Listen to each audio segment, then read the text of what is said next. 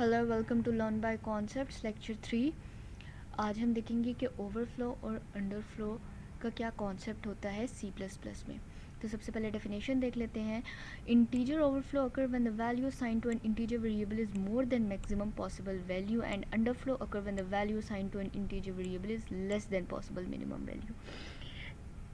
किसी भी integer data type को, चाहे वो लॉन्ग हो, डबल हो, अनसाइंड हो, साइंड हो, उनको एक मैक्सिमम वैल्यू दे दी जाती है और मिनिमम वैल्यू दे दी जाती है। अगर वो मैक्सिमम वैल्यू से ऊपर जाते हैं तो डेटा ओवरफ्लो कर जाता है, और अगर वो मिनिमम वैल्यू से नीचे जाते हैं तो डेटा अंडरफ्लो कर जाता है। ठीक है, एक कंटेनर है, उसके अंदर सिर्फ 5 बॉक्सेस आ सकते हैं। अगर हम छठा बॉक्स डालेंगे तो या तो वो छठा बॉक्स गिर जाएगा, या वो पिछले 5 बॉक्सेस का बैलेंस ख़राब कर देगा, या फिर कंटेनर टूट जाएगा। ठीक है, इस तरह या तो हमारा प्रोग्राम ख़राब हो जाएगा, या वो डाटा कभी लिखा ही नहीं जाएगा, या हमारा पिछला डाटा भी ख़राब हो जाएगा।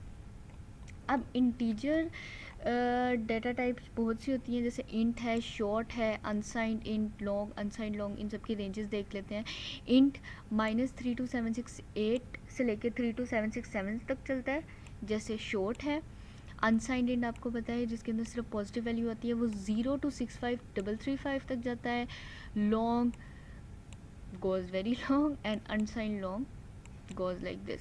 अच्छा, अब मैं कॉन्सेप्ट आपको सीधा सा बता देती हूँ। Write a program that explain the concept of overflow and underflow. अभी हमने देखा था कि शॉर्ट और इंट में -32768 से लेके 32767 तक जाता है।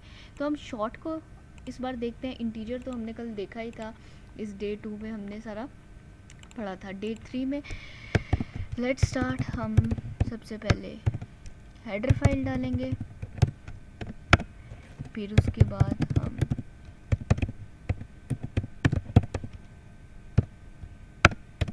एंड मेन फंक्शन हम लिखेंगे।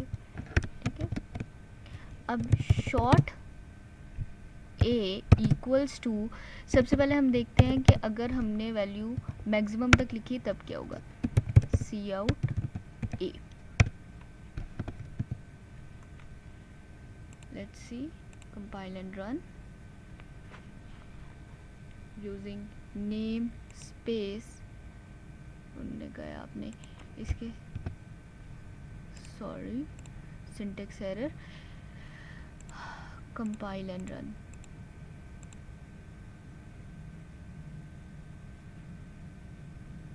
थ्री टू 767 आ गया।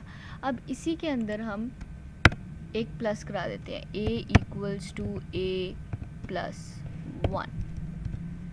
तो अब मतलब a की वैल्यू हमारे पास होगी 32768, है ना।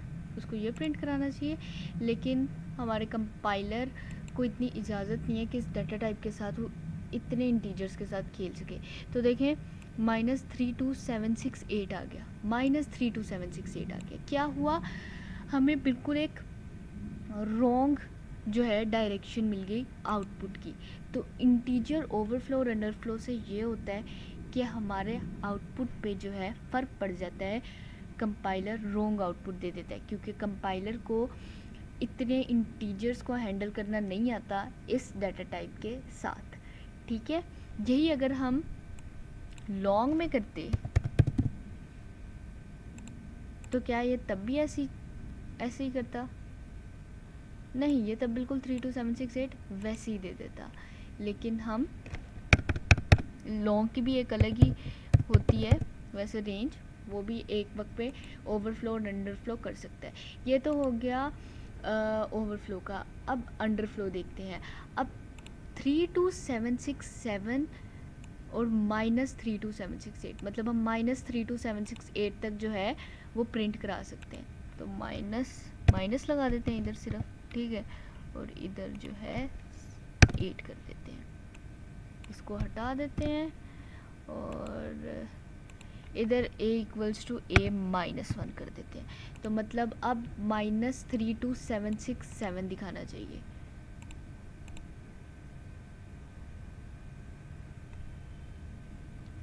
(32767) उसने साइन ही बदल दिए, उसने पूरे इंटीजर का काम ही बदल दिया.